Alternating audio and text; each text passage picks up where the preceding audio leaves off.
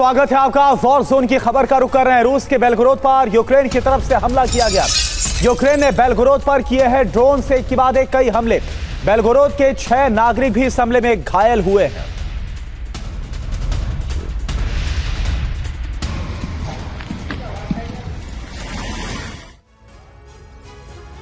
तो रूस के विध्वंस को देखकर पेंटागन भी कांप गया है। अब अमेरिका ने फ्रंट फुट पर आकर रूस को रोकने का ब्लूप्रिंट तैयार किया। न सिर्फ रूस बल्कि चीन को भी साधने के लिए अमेरिका एटमी मिसाइल का टेस्ट करने जा रहा है, जिससे दुनिया में कहीं भी कभी भी हमला हो सकता है।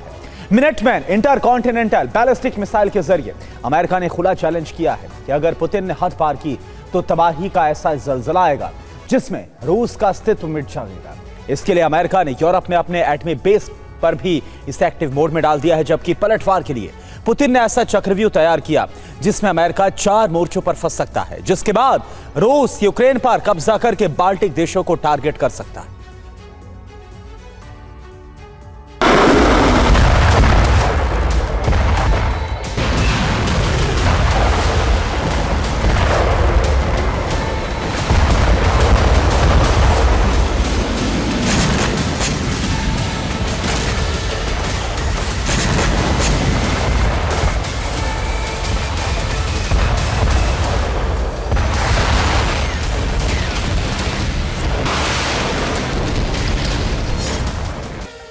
यूक्रेन में नाटो के सैनिक पहुंच चुके हैं, जो न सिर्फ यूक्रेनी सैनिकों को ट्रेनिंग दे रहे हैं बल्कि नई रणनीति बनाकर रूसी सैनिकों से युद्ध लड़ रहे हैं।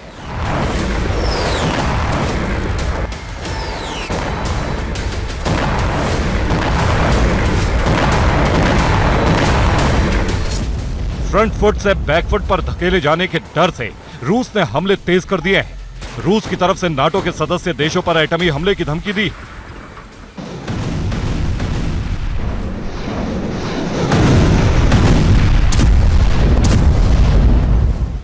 जिसमें टारगेट पर वो देश हैं जिन्होंने यूक्रेन में सेना भेजी।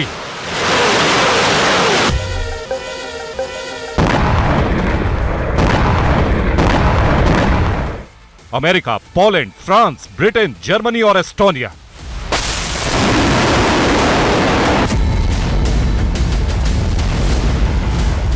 इसके अलावा बाल्टिक और नॉर्डिक देश भी रूस के निशाने पर हैं। पुतिन की धमकी को अमेरिका ने गंभीरता से लिया है।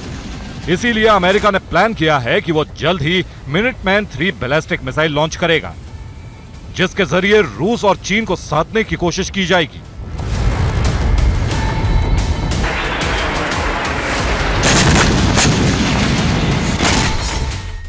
अमेरिकी रक्षा विभाग ने एक तस्वीर भी जारी की है, जिसमें लॉन्चिंग साइट पर मिनटमैन 3 बैलिस्टिक मिसाइल दिख रही है। पेंटागन से मिली रिपोर्ट के मुताबिक अमेरिका कभी भी मिनटमैन के 2 टेस्ट कर सकता है।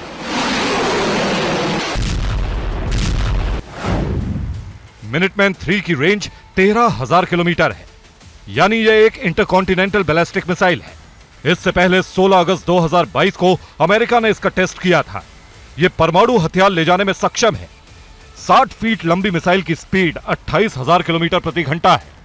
साइलो में इसको अटैक के लिए तैयार किया जाता है। यहां से यह सॉलिड फ्यूल रॉकेट इंजन से हवा में 10,000 फीट की ऊंचाई तक जाती है, फिर आगे टारगेट की तरफ बढ़ती है। यह एक साथ कई टारगेट हिट कर सकती है। यानी अमेरिका रूस के न्यूक्लियर हमले की धमकी के जवाब की तैयारी कर रहा है। साथ ही रूस के चक्रव्यूह को तोड़ने के लिए भी ब्लूप्रिंट बना चुका है, क्योंकि रूस चीन के साथ ईरान और नॉर्थ कोरिया का गठबंधन अमेरिका को घेरने के लिए एक विध्वंसक प्लान बनाया है।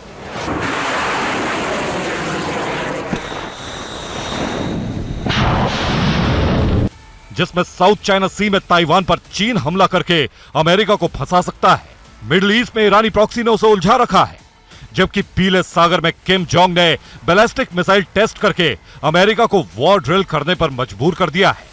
और यूरोप में रूस ने नाटो देशों पर हमले की धमकी से अमेरिका की घबराहट बढ़ा दी है। यानी अमेरिका एक साथ कई मोर्चों पर युद्ध लड़ेगा, और इसके पीछे पुतिन का दिमाग है, जो कोल्ड वॉर का बदला लेने के लिए बेचैन है। जबकि अमेरिका ने यूरोप में अपने एटमी बेस को वॉर रेडी कर दिया है।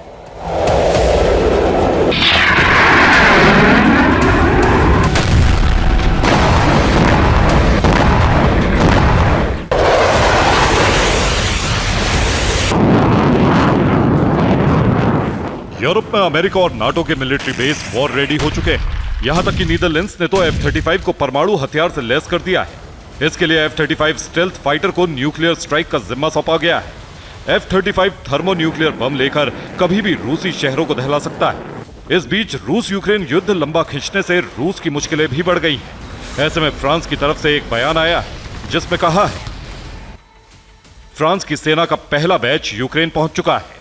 इसी तरह हम सैनिक भेजकर रूस को उसके अंजाम तक पहुंचाकर रहेंगे।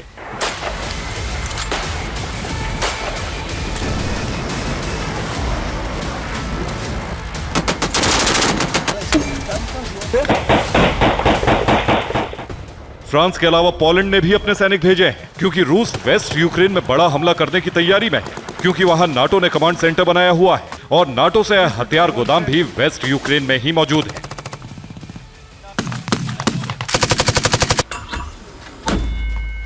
रूस के हमले से बचने के लिए यूक्रेन के वेस्ट में मजबूत किलेबंदी की है, जिसमें पोलैंड के टैंक अग्रिम मोर्चे पर लगाए गए हैं, जिनकी संख्या 100 के आसपास है। पोलैंड ने सोवियत काल के T-72 टैंकों की मरम्मत और कुछ बदलाव करके उन्हें PT-91 नाम दिया है। इसके अलावा नाटो 3 बिलियन यूरो का एक ब्रिज भी बना रहा है, जिससे फिनलैंड और स्वीडन को आपस में जोड़ा जा सके।